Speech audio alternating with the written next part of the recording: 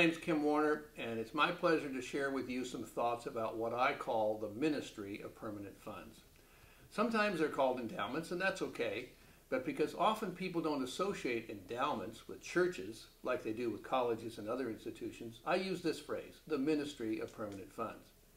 The fact is that almost all of our stewardship efforts are focused on discretionary income in the local church and gifts from members to support the annual budget, and that is essential, no doubt about it.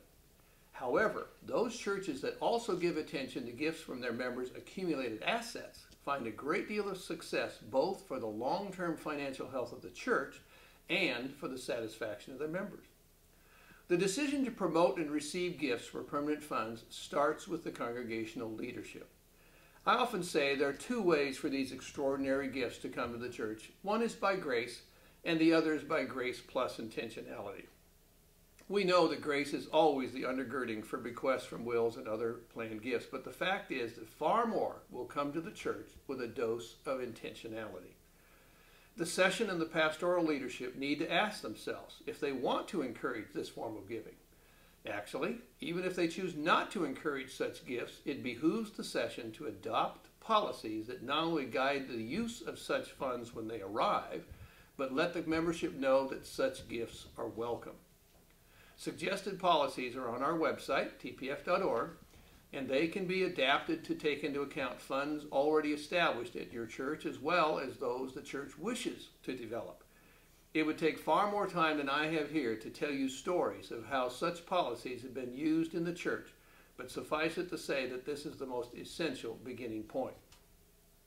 The second key component regarding permanent or endowment funds after adopting policies is how funds are invested.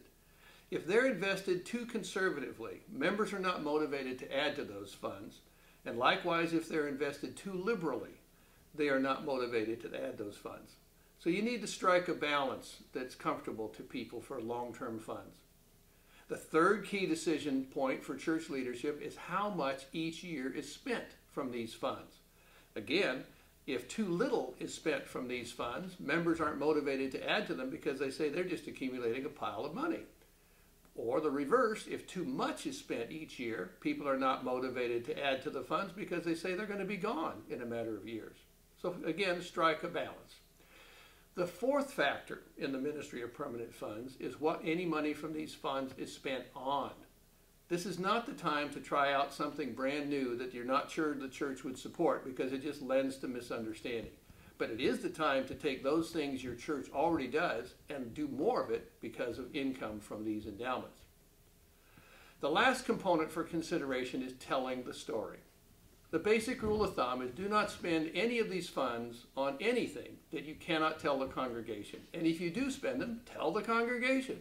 You would be amazed at how many churches doing wonderful things with income from endowments, and the membership doesn't know it. Now, on other videos in this series, you're going to consider many other factors such as asset allocation, gift promotions, and how to access the many services of TPF. But this one is intended to set an overview of how this program, this effort, can get started in a healthy way in your church. Good luck, and do not hesitate to call for more information about how this might work best in your setting.